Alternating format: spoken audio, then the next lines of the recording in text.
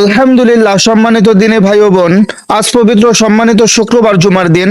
আপনার রোজা থাকুক বা না থাকুক, আজকের এই পবিত্র জুম্মাবারের অর্থাৎ শুক্রবারের দিনে অথবা রাতে যে কোনো সময় প্রিয় নবীজি সাল্লাল্লাহু আলাইহি ওয়াসাল্লামের উপরে দুরূদের আমল মাত্র 3 বার করতে পারেন, অথবা এই ইস্তেগফারের দোয়া অথবা এই আমল বা ওজিফাটি আপনি যদি অন্তত 3 বার হলেও করতে পারেন, আপনার জীবনের সমস্ত গুনাহ আল্লাহ তাআলা ধুয়ে মুছে ছাপ করে আপনাকে এই জুম্মার দিনের উসিলায় মাসুম নিষ্পাপ করে দিবেন ইনশাআল্লাহ।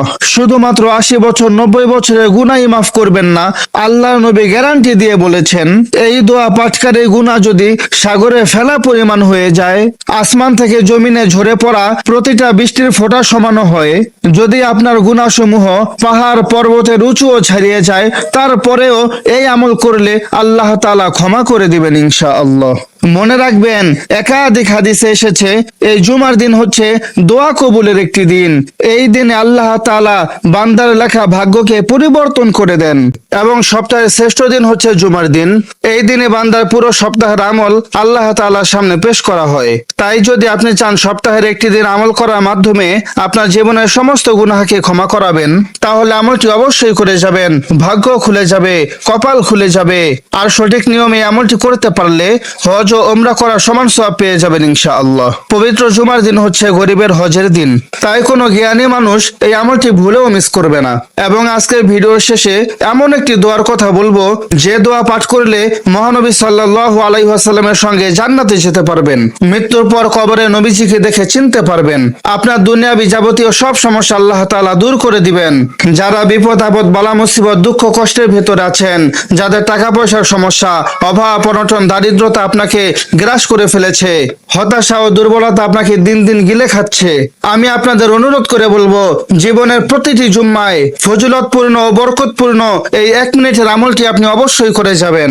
আপনার জীবন পরিবর্তন হয়ে যাবে, ভাগ্য খুলে যাবে, আল্লাহ আপনার উপর খুশি হয়ে যাবেন। আল্লাহ আপনার পরিবার সংসার ও ঘরের মধ্যে রহমত নাজিল করবেন। বিশ্ব নবী সাল্লাল্লাহু আলাইহি ওয়াসাল্লাম বলেছেন, জুমার দিন দোয়া কবুলের একটি বিশেষ সময় রয়েছে। যদি কোনো মুসলমান সে সময় আকুতি মিনতি করে আল্লাহ তাআলার কাছে কিছু প্রার্থনা করে, আল্লাহ তাআলা ওই সময় তার মনের আশা আকাঙ্ক্ষা, তার মাকসুদ পূরণ করে দেন। সে যাই চায় আল্লাহ তাআলা তাই কবুল করে নেন। তাহলে একটিবার ভেবে দেখুন, যদি সপ্তাহে একটি দিন আপনি আমল করার মাধ্যমে আপনার জীবনে গুনাহ মাফ করাতে পারেন এবং আপনার সকল সমস্যার সমাধান নিয়ে আসতে পারেন। আর এজন্যই অনুরোধ করে বলছি, জীবনের প্রতিটি জুম্মায় এই ছোট্ট আমলটি অবশ্যই করবেন। এই উদ্দেশ্যে ভিডিওটি না টেনে একদম শেষ পর্যন্ত দেখতে থাকুন। আমরা কোনো প্রকার নারীদের ছবি ছাড়া এবং কোনো প্রকার হারাম মিউজিক ছাড়া ইউটিউব ও ফেসবুকে ভিডিও দিয়ে যাচ্ছি। এরকম প্রতিদিন দিনে আমল এবং দোয়ার ভিডিও যদি আপনি আপনার ফোনে পেতে চান, তাহলে অবশ্যই আমাদের এই চ্যানেলটিকে এখনই সাবস্ক্রাইব করে রাখুন। আর আজকের এই গুরুত্বপূর্ণ ভিডিওতে অবশ্যই একটি লাইক দিবেন, কারণ আপনার একটি লাইকের মাধ্যমে আরো হাজার হাজার লক্ষ লক্ষ দিনী ভাই এবং বোনদের কাছে এই আমলের ভিডিওটি চলে যাবে। তো চলুন সহিহ হাদিস থেকে সেই দুরূদ ও আমলের সঙ্গে আপনাদেরকে পরিচয় করিয়ে দেই। মহানবী সাল্লাল্লাহু আলাইহি ওয়াসাল্লাম বলেছেন, তোমরা জুমার দিনে আমার উপর বেশি বেশি দুরূদ পাঠ করো, কেননা তোমাদের পাঠকৃত দুরূদ আমার সামনে পেশ করা হয় এবং আমি তোমাদের সেই দুরূদের জবাব দেই এবং তোমাদের জন্য দোয়া করতে থাকি। শুধু যে তোমাদের পাঠকৃত দুরূদ আমার সামনে পেশ করা হয় শুধু তাই নয়, তোমার নাম, তোমার বাবার নাম, তোমার গ্রাম, তোমার বংশের পরিচয় সবকিছু লিখে ফেরেশতারা আমার সামনে পেশ করে এবং আমি তা দেখে তোমাদের জন্য দোয়া করি। তোমরা মনে রেখো, যদি তোমাদের মধ্যে কেউ আমার ওপরে 3 বার দুরূদ পাঠ করো, তাহলে আল্লাহ তাআলা তোমাদের 30টি গুনাহ মাফ করে দিবেন, তোমাদের আমলনামায় 30টি নেকি লিপিবদ্ধ করে দিবেন, তোমাদের উপর 30টি রহমত বর্ষণ করবেন এবং আল্লাহ তাআলার আদালতে তোমাদের মর্যাদা 30 গুণ বাড়িয়ে দিবেন। দিনী ভাই ও বোনেরা, আমাদের জুমার দিনের অন্যান্য আমলের পাশাপাশি নবীজি সাল্লাল্লাহু আলাইহি ওয়াসাল্লামের উপরে বেশি বেশি দুরূদ পাঠ করা অত্যন্ত জরুরি। তাই আমি আপনাদেরকে আমল ও নিয়ম সুন্দরভাবে বলে দিব। জুমার দিন সবচাইতে ফজিলতপূর্ণ দিন হিসেবে হাদিসে উল্লেখ হয়েছে। মহানবী সাল্লাল্লাহু আলাইহি ওয়াসাল্লাম বলেছেন, জুমার দিনে এমন একটি বিশেষ সময় রয়েছে, সে সময় যদি কোনো বান্দা তার মনের আশা আকাঙ্ক্ষা আকুতি মিনতি করে আল্লাহ তাআলার সামনে পেশ করতে পারে, তাহলে আল্লাহ তাআলা তার মনের সমস্ত আশা পূরণ করবেন, তার জীবনের সকল সমস্যাগুলো দূর করে দিবেন। আল্লাহ তাআলা তার জীবনের সমস্ত দুঃখ কষ্ট পেরেশানি, হতাশা, ডিপ্রেশন, মানসিক যন্ত্রণা সবকিছু দূর করে সুখ শান্তি দিয়ে তার পরিবারকে একটি সুখময় জীবন দান করবেন। হযরত আবু হুরায়রা রাদিয়াল্লাহু তাআলা আনহু থেকে বর্ণিত মুসলিম শরীফ ও মুসনাদে আহমদ শরীফের হাদিস, তিনি বলেন যে রাসূলুল্লাহ সাল্লাল্লাহু আলাইহি ওয়াসাল্লাম বলেছেন, জুমার দিনের দোয়া কবুলের বিশেষ সময়টি হলো সূর্য অস্ত যাওয়ার আগ মুহূর্ত, অর্থাৎ আসরের নামাজের পর থেকে মাগরিবের নামাজের আগ পর্যন্ত। সে সময় আল্লাহ তাআলা আসমানের সকল দরজাগুলো খুলে দেন। তখন বান্দা যা চাইবেন আল্লাহ তাআলা তাই কবুল করবেন। দিনী ভাই ও বোনেরা, জুমার দিনের আরো একটি গুরুত্বপূর্ণ ও ফজিলতপূর্ণ আমল হলো সূরা কাহফের তেলাওয়াত করা। আপনি যদি তেলাওয়াত করতে না পারেন তবে অবশ্যই আপনার ঘরের মধ্যে সূরা কাহফের তেলাওয়াত প্লে করে অবশ্যই মনোযোগ সহকারে শুনবেন। হযরত আবু সাউদ খুদরি রাদিয়াল্লাহু তাআলা আনহু থেকে বর্ণিত, রাসূলুল্লাহ সাল্লাল্লাহু আলাইহি ওয়াসাল্লাম ইরশাদ করেন, যে ব্যক্তি জুমার দিন সূরা কাহফ তেলাওয়াত করবে, এক জুমা থেকে পরবর্তী জুমা পর্যন্ত তার জন্য নূর হবে। হযরত আলী রাদিয়াল্লাহু তাআলা আনহু থেকে বর্ণিত, মহানবী সাল্লাল্লাহু আলাইহি ওয়াসাল্লাম বলেছেন, জুমার দিন সূরা কাহফের তেলাওয়াত করলে দুনিয়ায় যত ধরনের ফিতনা বালা মুসিবত রয়েছে আল্লাহ তাআলা তাকে হেফাজত করবেন। যদি দাজ্জালও চলে আসে, যদি দাজ্জালের ফিতনাও শুরু হয়ে যায়, আল্লাহ তাআলা দাজ্জালের ফিতনা থেকেও তাকে হেফাজত করবেন। অপর একটি হাদিসে রয়েছে, যদি জুমার দিন কোনো ব্যক্তি সূরা কাহফের তেলাওয়াত করে অথবা মনোযোগ দিয়ে শোনে, তাহলে আগামী জুমা পর্যন্ত আল্লাহ তাআলা তার জীবনের সমস্ত গুনাহগুলো তওবা ছাড়াই ক্ষমা করে দেন। সুবহানাল্লাহ। সূরা কাহফ তেলাওয়াতের ফজিলত অনেক বেশি, সেসব বলতে গেলে আজকে এই ভিডিও অনেক বড় হয়ে যাবে। তবে শুনে রাখুন, সূরা কাহফের তেলাওয়াত যদি আপনি করতে পারেন অথবা আপনার ঘরের মধ্যে যদি লাউড স্পিকারে প্লে করে রাখতে পারেন, তাহলে আপনার ঘর থেকে সকল প্রকার ক্ষতি সরে যাবে।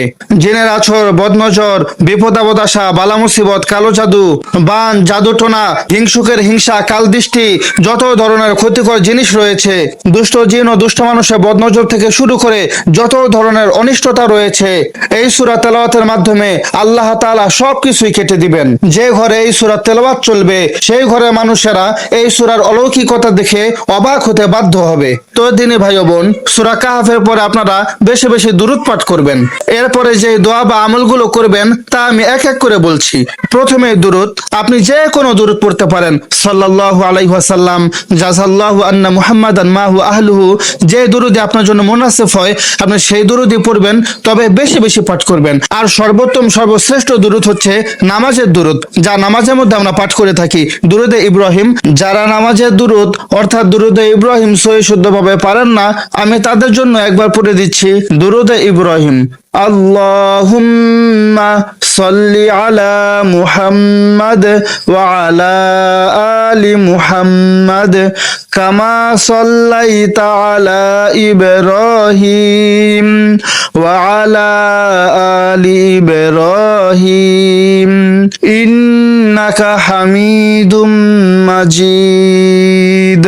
আল্লাহুম্মা বারিক আলা মুহাম্মাদ ওয়া আলা আলি মুহাম্মাদ কামা বারাকতা আলা ইব্রাহিম ওয়া আলা আলি ইব্রাহিম ইন্নাকা হামিদুম মাজিদ।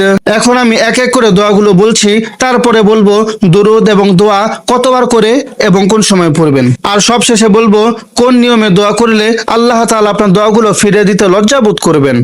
যারা পার্থিব জীবনে মহানবী সাল্লাল্লাহু আলাইহি ওয়াসাল্লামকে ভালোবাসে তারাই তার সঙ্গে জান্নাতের সঙ্গী হবে। আনাস রাদিয়াল্লাহু তাআলা আনহু থেকে বর্ণিত। তো এখন বলছি নবীজির সঙ্গে জান্নাতে যাওয়ার বিশেষ একটি দোয়া, সহিহ শুদ্ধভাবে মুখস্থ করে নিন। রাদিতু বিল্লাহি রাব্বাউ ওয়া বিল ইসলামি দীনাউ ওয়া বি মুহাম্মাদিন নাবিয়্যাও ওয়া রাসূলা। অর্থ, আমি আল্লাহকে রব, ইসলামকে দিন এবং মুহাম্মদ সাল্লাল্লাহু আলাইহি ওয়াসাল্লামকে রাসূল হিসেবে সন্তুষ্টি চিত্রে মেনে নিয়েছি। হযরত মুয়াজ রাদিয়াল্লাহু তাআলা আনহু থেকে বর্ণিত, তিনি বলেন যে মহানবী সাল্লাল্লাহু আলাইহি ওয়াসাল্লামকে বলতে শুনেছি, যে ব্যক্তি এই দোয়াটি পড়বে তার হাত ধরে জান্নাতে পৌঁছে দেওয়ার দায়িত্ব আমি নবী নিজের। সুবহানাল্লাহ, সুবহানাল্লাহ। এখন আমি আপনাদের খেদমতে এমনই একটি দোয়া পেশ করতে যাচ্ছি, যে দোয়ার উসিলায় মহান রব্বুল আলামিন আপনার মনের আশা অলৌকিকভাবে গায়েব থেকে পূরণ করে দিবেন ইনশাআল্লাহ। আল্লাহুম্মা ইন্নী আসআলুকা বিআন্না লাকাল হামদু লা ইলাহা ইল্লা আনতাল মান্নান বাদিউস সামাওয়াতি ওয়াল আরদ ইয়া যাল জালালি ওয়াল ইকরাম ইয়া হাইয়্যু ইয়া কাইয়্যুম। মহানবী সাল্লাল্লাহু আলাইহি ওয়াসাল্লাম বলেছেন, এই ইসমে আজম দোয়ার বদৌলতে যে কোনো ব্যক্তির যে কোনো কামনা বাসনা পূরণ করে দিবেন। যে কোনো দোয়াই আল্লাহ তাআলা কবুল আর মঞ্জুর করে নেবেন।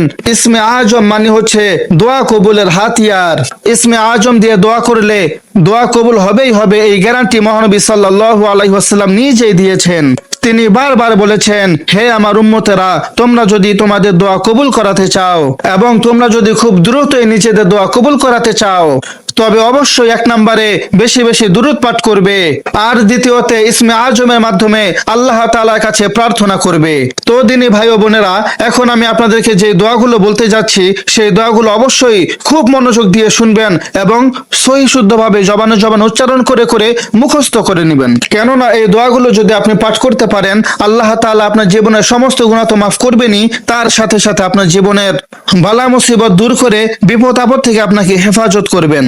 দোয়াটি হলো, রব্বি ইন্নী যালামতু নাফসি ফাগফিরলি, রব্বি ইন্নী যালামতু নাফসি ফাগফিরলি। এইভাবে বেশি বেশি পাঠ করবেন। আরেকটি কোরআনের দোয়া যা স্বয়ং আল্লাহ নিজেই শিখিয়েছেন, রব্বানা তাকাব্বাল মিন্নি ইন্নাকা আনতাস সামিউল আলিম ওয়া আতুবু আলাইনা ইন্নাকা আনতাত তাওয়াবুর রহিম। আশা করছি আপনারা খুব মনোযোগের সাথে শুনেছেন এবং মুখস্থ করতে পেরেছেন। তো সম্মানিত দিনী মুসলমান ভাই ও বোন, এখন আমি আপনাদেরকে আমল করার নিয়মটি বলে দিচ্ছি। প্রথমে আপনারা মহানবী সাল্লাল্লাহু আলাইহি ওয়াসাল্লামের খেদমতে দুরূদ পাকের হাদিয়া পেশ করবেন অন্তত 3 বার। কেননা প্রতিটা নেক কাজের সূচনা দুরূদ দিয়েই হয়। এরপরে ভিডিওতে উল্লেখিত দোয়াগুলো অন্তত 3 বার করে পাঠ করবেন। সাথে অ্যাড করে নেবেন আস্তাগফিরুল্লাহ 70 থেকে 100 বার, যা স্বয়ং মহানবী সাল্লাল্লাহু আলাইহি ওয়াসাল্লাম রোজ 70 বার অথবা তারও বেশি পাঠ করতেন। তাই সম্মানিত দিনী ভাই ও বোন, আস্তাগফিরুল্লাহ আপনাকে 70 থেকে 100 বারই পড়তে হবে। এরপর সর্বশেষ আবার দুরূদ শরীফ 3 বার পাঠ করবেন। এরপরে আপনারা মোনাজাতের মাধ্যমে আল্লাহ তাআলার কাছে প্রার্থনা করবেন। আল্লাহ নবী বলেছেন, যদি কোনো ব্যক্তি দুহাত তুলে মোনাজাত করে তাহলে আল্লাহ তাআলা সেই দোয়াটা ফিরিয়ে দেন না, ফিরিয়ে দিতে তিনি লজ্জাবোধ করেন। এজন্য হাত তুলে দোয়া করবেন।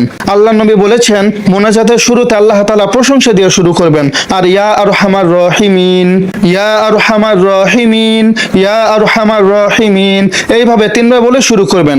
আল্লাহ নবী বলেছেন, ইয়া আরহামার রহিমিন 3 বার পরে দোয়া শুরু করলে আল্লাহ তাআলা সেই দোয়া ফিরিয়ে দেন না।